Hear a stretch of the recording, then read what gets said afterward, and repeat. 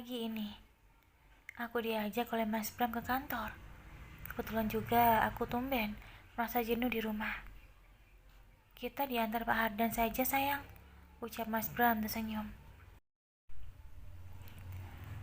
Tumben Mas, apa Mas sakit? Tanya aku heran. Mas gak sakit, Mas pengen aja duduk berdua di belakang, ucap Mas Bram mengelingkan matanya. Suamiku genit amat sih, ucapku tersenyum. Ketika tiba di kantor, seorang perempuan bertubuh seksi berdiri di parkiran mobil. Aku sangat heran karena para karyawan di sini tak boleh memakai pakaian yang minim dan transparan. Dan itu sudah menjadi aturan perusahaan Abi dari dulu. Perempuan seksi itu hanya mengikuti kami dari belakang. Mas Bram menggandeng tanganku masuk dalam kantor. Pagi Pak, sapa para karyawan. Mas Bram sepertinya biasa hanya menatap sekilas para karyawannya dengan ekspresi datar. Sempat mendengar telingaku salah satu karyawan berbicara pelan. Istrinya benar-benar luar biasa, bisa menghadapi bos kita yang super duper cuek, ucap karyawan tersebut. Tapi selama ini, aku lihat bos kita romantis sekali dengan istrinya. Mana pernah melepaskan gandengan tangan setiap datang ke kantor. Jarang loh ada laki-laki seperti itu, bela karyawan lainnya. Aku merasa diprioritaskan oleh Mas Bram. Jujur, aku sangat tersanjung dengan sikap suamiku. Sekitar 10 menit berada di dalam kantor. Tiba-tiba, Pak Jaka masuk dan berbincang dengan suamiku. Tak lama disusul oleh wanita yang kulihat tadi di parkiran. Jika aku perhatikan, sorot mata wanita itu tak lepas menatap wajah tampan suamiku. Mungkinkah wanita itu yang bernama Nita yang menelpon tadi malam, atau ia hanya partner kerja suamiku saja? Sesekali Pak Jaka melirik ke arahku yang sedang duduk di sofa. Sayang, perkenalkan, ini Tri, calon istrinya Pak Jaka, sekaligus sekretarisnya, ucap Mas Bram memperkenalkanku. Riana, ucapku mengulurkan tangan pada Tri. Istri Pak Bram sangat cantik, puji Tri ramah. Itulah salah satu sebab saya tidak bisa jauh darinya, ucap Mas Bram tersenyum menatapku. Seketika wajah Pak Jaka berubah total ekspresinya. Pak Jaka seolah tak suka jika Mas Bram memujiku. Makasih sayang, ucapku sengaja memperlihatkan kemesraanku. Satri menyodorkan sebuah map pada Mas Bram. Ia sepertinya sengaja membungkukkan agar belahan dadanya yang besar terlihat jelas oleh suamiku. Dengan tegas, aku tak bisa mentolerir jika ada perempuan yang bersikap seperti itu di depan suamiku. Pak Jaka, calon istri Anda sangat cantik dan seksi. Alangkah baiknya jika Anda saja yang bisa melihat keseksiannya, ucapku menyinggung. Wajah Tri begitu merah karena malu, sementara Pak Jaka hanya menunduk dan tak tahu harus menjawab apa.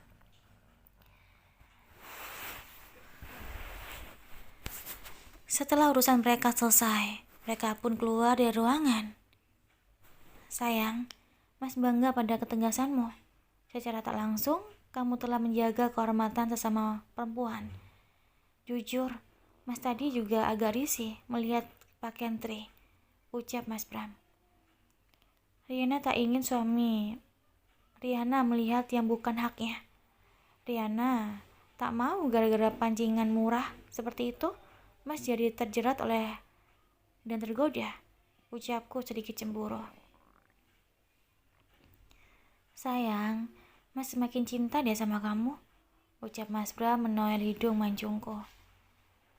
Saat mataku mengarah ke bawah, dari lantai atas ruangan Mas Bram, aku tak sengaja melihat Tri bergandengan dengan pria lain. Sementara Pak Jaka pulang dengan mobil yang berbeda. Aku menjadi curiga dengan mereka. Apakah saat keluar dari ruangan ini, mereka bertengkar? Entahlah, mengapa aku begitu mengurus urusan pribadi mereka. Mas, Waktu itu Riana sempat melihat Pak Jaka menanyakan keadaan Mbak Rahmi kepada suster yang merawat Mbak Rahmi. Apakah Pak Jaka juga termasuk pemilik yayasan itu? Ucapku pada Mas Bram. Bisa jadi sayang, Pak Jaka memang orang yang sangat dermawan. Bahkan beliau tak tanggung-tanggung bantuannya sampai ke Afrika, di Somalia, ucap Mas Bram. Tapi kenapa identitasnya disembunyikan jika beliau adalah pemilik yayasan itu? Tanyaku heran.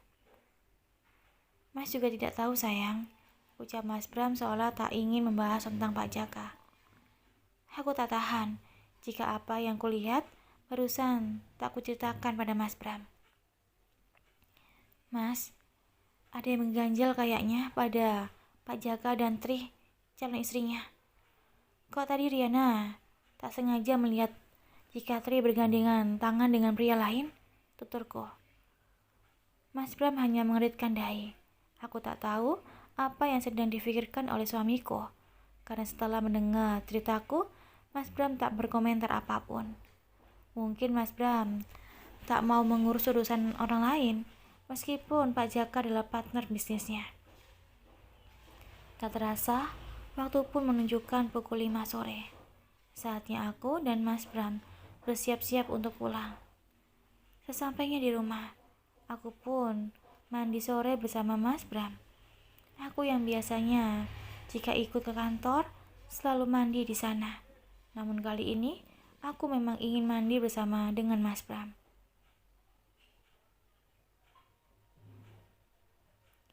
Sayang, ini papi, ucap Mas Bram mengajak bayi yang masih berumur 2 bulan itu berinteraksi. Aku tersenyum geli melihat tingkah Mas Bram. Saat sedang menikmati waktu sore berdua, tiba-tiba nomor telepon yang tak dikenal kembali menghubungi Mas Bram.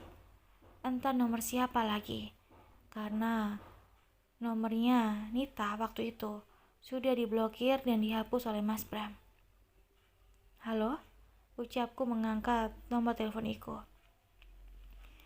Telepon dari nomor yang tak dikenal itu pun tak bersuara. Halo, ucap Mas Bram kembali. Sayang, mengapa kamu harus menyuruh istrimu untuk mengangkat teleponku? Ucap wanita itu. Dari suaranya, terdengar jelas bahwa itu adalah Nita. Dengar ya, kamu jangan coba-coba bermain denganku, ucap Mas Bram mengancam. Sayang, kasar amat sih, ucapnya semakin mendayu dan manja. Tak banyak bicara, Mas Bram pun langsung memblokir nomor itu. Mas, pasti ada seseorang yang telah sengaja melakukan semua ini, ucapku mulai curiga. Tidak usah difikirkan sayang, yang terpenting bagi Mas, kamu tetap percaya pada Mas, ucap Mas Bram. Dan benar saja, sudah seminggu ini, wanita itu tak lagi menelepon mengganggu kami. Aku yakin Mas Bram sudah mengurusnya. Betapa banyaknya yang mencoba mengganggu kehidupan rumah tanggaku dengan Mas Bram. Di awal pernikahan, aku juga pernah diteror oleh seorang pria yang bernama Bondan. Apakah wanita itu juga termasuk suruhan Om Ridwan? Entahlah, aku pun tak tahu. Pagi itu, saat Mas Bram berangkat bekerja, Mas Bram tumben lupa membawa ponselnya. Sebenarnya, aku tak pernah memeriksa ponsel suamiku. Dan hari ini, ya untuk pertama kalinya, aku membuka hak milik pribadi suamiku. Aku melihat beberapa SMS yang belum terbaca oleh Mas Bram. Betapa terkejutnya aku saat membaca semua SMS teror dari nomor yang tak aku kenal. Rupanya suamiku menyimpan semua itu sendirian demi melindungiku. Ternyata aku begitu banyak dikerumuni oleh musuh karena aku adalah pewaris tunggal harta Abi. Andai saja mereka tahu jika aku tak menginginkan semua harta itu, pasti mereka tak akan pernah mau menjahatiku. Suruhan kaki tangan Om Ridwan rupanya masih berkeliaran bebas.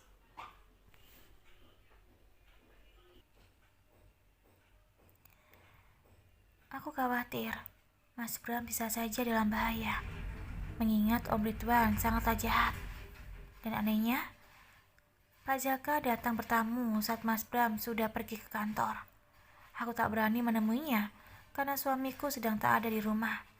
Aku pun mengintip pesan pada Biparni agar Pak Jaka langsung saja ke kantornya Mas Bram. Tak lama, Pak Dan pun datang mengambil ponsel Mas Bram yang terlupa. "Maaf Mbak Riana," katanya Pak Jaka. "Ia ingin bicara dengan Mbak Riana," ucap Biparni.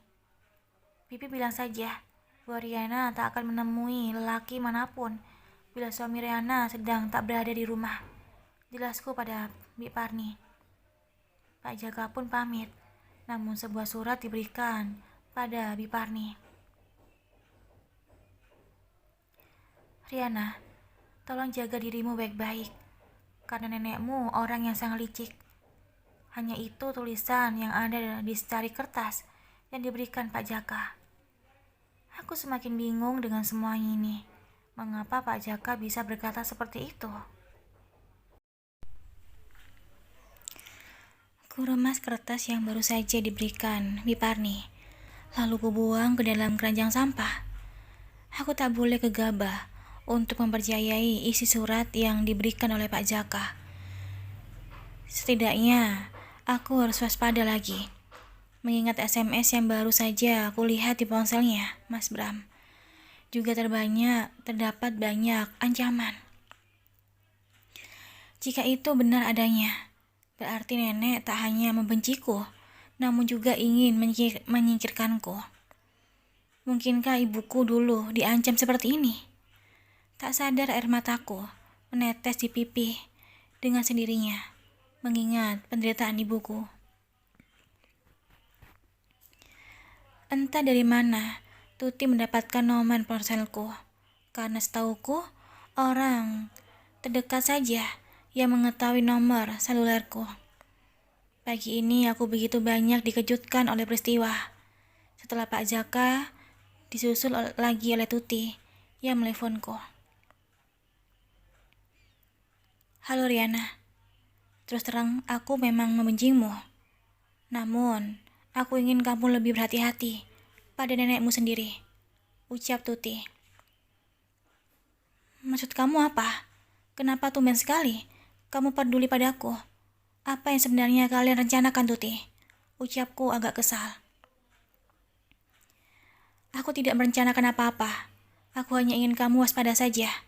Dan kebencianku padamu tak akan pernah hilang, Riana," ucap Tuti lalu menutup telepon secara sepihak. Kasihan sekali suamiku. Jika aku harus menambah beban menceritakan semua yang aku alami saat ini. Bercerita dengan Bang Bagas pun rasanya aku berat. Apalagi abangku dalam tahap menghidupkan Mutia.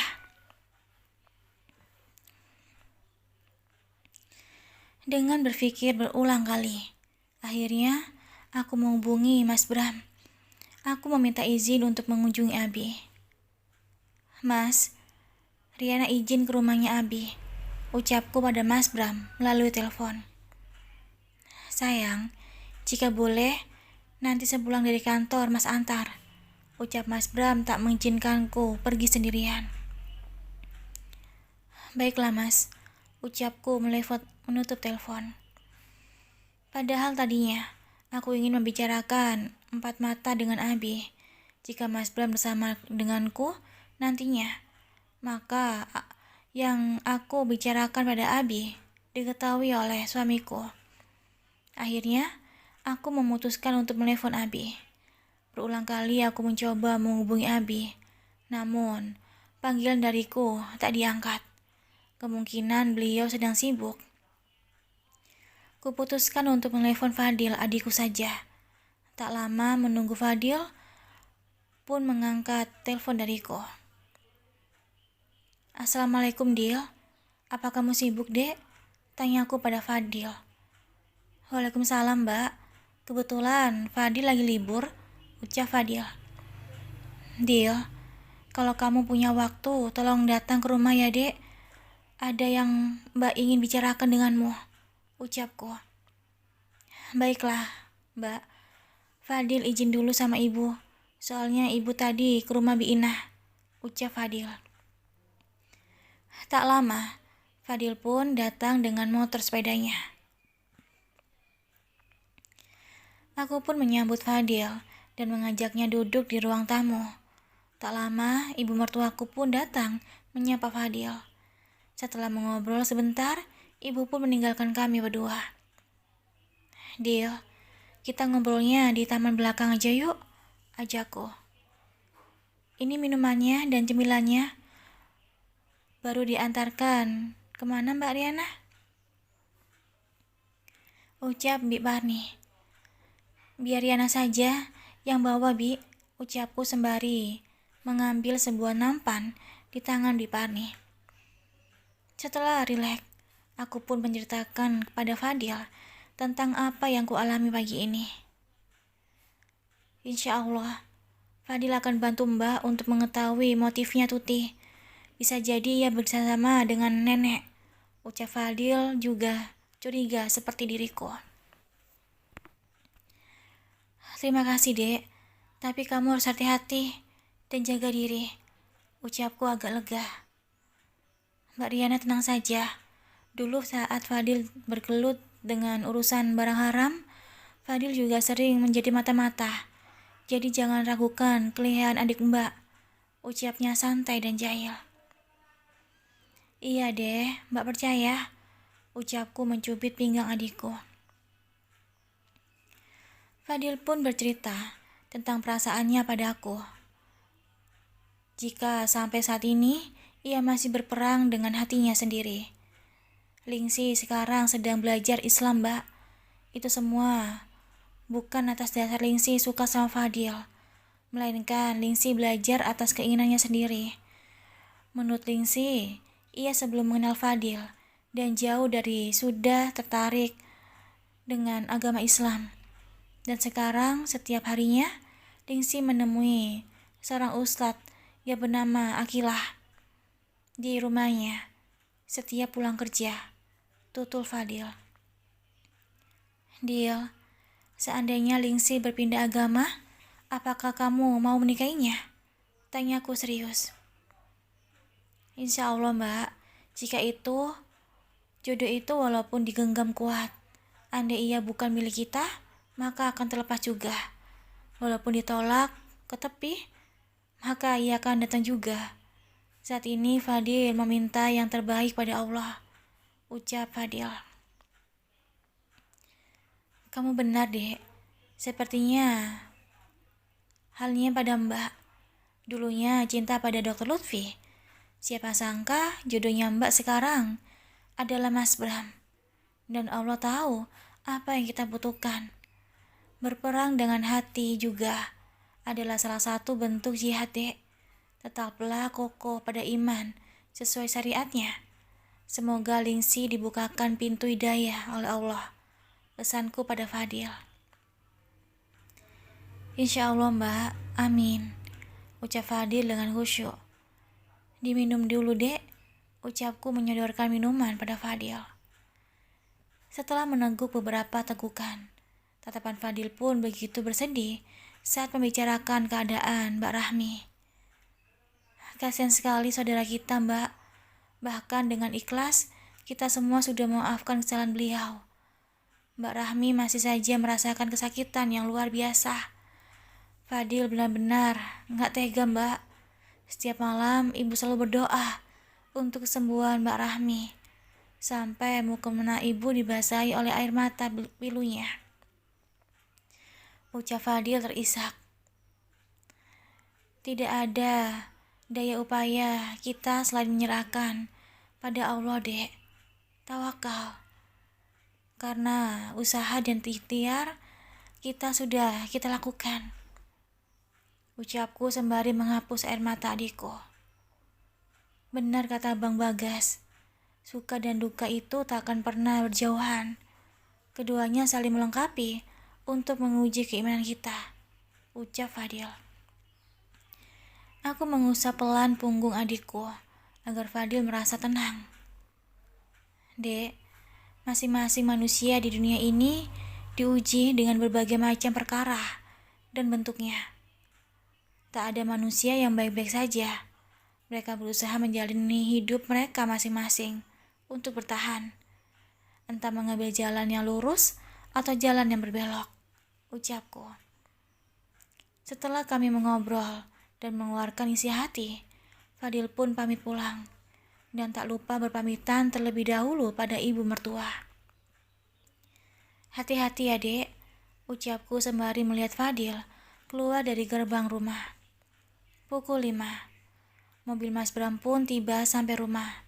Kali ini, suamiku tak pulang sendirian, melainkan Mas Bram pulang bersama Pak Jaka. Seperti biasa, aku menyambut Mas Bram di depan pintu, menyambut dirinya dengan senyuman terbaikku. Tak lupa aku mencium tangan suamiku dengan hikmat. Mas Bram pun mencium keningku dengan lembut. Aku ingin seperti kalian jika menikah nanti, ucap Pak Jaka bersuara. Mas Bram hanya tersenyum dan mempersilahkan Pak Jaka untuk duduk. Kemudian, Mas Bram pamit sebentar untuk izin membersihkan diri sebentar. Aku pun menggandeng tangan suamiku naik ke atas lantai. Terima kasih sayang, Mas sayang padamu, ucap Mas Bram selalu tak melupakan mengucapkan akan hal itu. Walau hanya sekedar ucapan beberapa kalimat, namun ucapan itu mampu membuat hatiku meleleh dan bahagia. Usai mandi, Mas Bram pun pamit untuk turun ke bawah menemui Pak Jaka. Mau ikut sayang? Tanya Mas Bram. Riana ke dapur saja mas, ucapku. Jaga bayi kita sayang, jangan terlalu capek, ucap Mas Bram mengelus perutku. Rupanya tadi, Pak Jaka tak ada niatan untuk datang rumah. Mas Bram lah yang mengajaknya untuk mampir. Tadi mobil Pak Jaka bannya bocor di tengah jalan. Setelah Pak Jaka pulang, Mas Bram pun menemuiku di dalam dapur. Sayang, masak apa? Tanya Mas Bram mengagetkanku, sembari memelukku dari belakang. Mas, nanti dilihat di Parni, ucapku malu. Cie, Tuan Bram kayaknya rindu berat sama Mbak Riana, goda Bi Parni. Bi Parni adalah salah satu pembantu senior yang sudah lama bekerja pada ibu mertuaku dulu. Bahkan, kedua anak Bi Parmi di kampung dinikahkan dan dibiayai oleh ibu mertua. Anak beliau tamatan SMA, langsung menikah muda. Iya Bi, wanita ini benar-benar membuat saya menjadi gila. Jadi ucap Mas Bram menggodaku. Yes, apaan sih mas? Ucapku malu dan merona. Gelak tawa Mas Bram. Lihat kan Bi, istri saya pipinya langsung memerah, ucap Mas Bram meninggalkanku. Bi Parni hanya tersenyum sambil memotong daun bawang pre. Azan maghrib pun berkumandang. Saatnya kami menunaikan ibadah sholat maghrib. Usai sholat, kami pun makan malam bersama. Bi, saya yakin masakan enak ini pasti buatan wanita yang cantik di samping saya, ucap Mas Bram mulai menggodaku di depan ibu mertua. Au, tendangan kakimu dasar sayang, ucap Mas Bram terkejut. Ibu mertua dan ART lainnya menutup mulut menahan tawa. Sementara Mas Bram masih meringis kesakitan. Mungkinkah tendangan kakiku pada Mas Bram terlalu kuat? Semenjak aku hamil, Mas Bram suamiku seringkali lebay dan suka menggodaku. Jahilnya Mas Bram hampir sama dengan Fadil adikku. Aku tak punya niat untuk menendang kaki suamiku. Aku melakukan itu karena secara spontan. Sampai di dalam kamar, aku langsung memeriksa kaki suamiku. Oh, ringis Mas Bram. Mas tidak menyangka, sayang, di balik kelembutanmu, ternyata istriku barbar juga, ucap Mas Bram terkekeh. Coba lihat kaki Mas. Maaf Riana, Riana tadi refleks dan tidak bermaksud menendang kaki Mas. Ucapku dengan mata berembun dan merasa bersalah. Tebus pakai ini sayang, ucap Mas Bram melotot ke arahku. Asalkan Mas memaafkan Riana, ucapku sedih. Mas Bram pun memelukku dengan hangat. Jangan pernah berhenti untuk bermanja seperti ini pada Mas. Mas menyukainya sayang, ucap Mas sembari membelai rambutku. Tiba-tiba ponselku berdering. Rupanya Abi menghubungiku. Nak, apa kamu baik-baik saja? Abi baru memegang ponsel dan melihat panggilan tak terjawabmu banyak sekali, ucap Abi khawatir. Riana kangen Abi. Tadi pagi Riana ingin datang ke tempat Abi, tapi tidak jadi karena Mas Bram sibuk di kantor, ucapku beralasan. Syukurlah, kamu baik-baik saja, ucap Abi lega. Mas Bram hanya menyimak obrolan kami. Setelah mengetahui aku baik-baik saja, Abi pun menutup telepon. Sayang, apa kamu menyimpan sesuatu dari Mas? Tanya Mas Bram menatapku tajam. Jujur, jika Mas Bram sudah menatapku seperti itu, maka aku tak bisa tenang dan gugup untuk mencari alasan. Untuk menghilangkan rasa nervousku, aku sengaja membelai dada suamiku. Mas, Riana tidak bisa berbohong pada Mas, ucapku. Ini apa sayang? Ucap Mas Bram menunjuk kertas yang sudah aku buang di keranjang sampah. Aku pun terpaksa menjelaskan pada Mas Bram jika surat itu dari Pak Jaka. Maafkan Riana, Mas. Riana tak ingin membebani semua ini pada Mas. Terlebih saat melihat banyaknya SMS ancaman di ponselnya Mas. Ucapku jujur. Sayang, Mas sudah pernah bilang, urusan hidupmu saat ini adalah tanggung jawab Mas. Jangan menyimpan sesuatu apapun dari Mas, kecuali amalmu, ucap Mas Bram agak kecewa.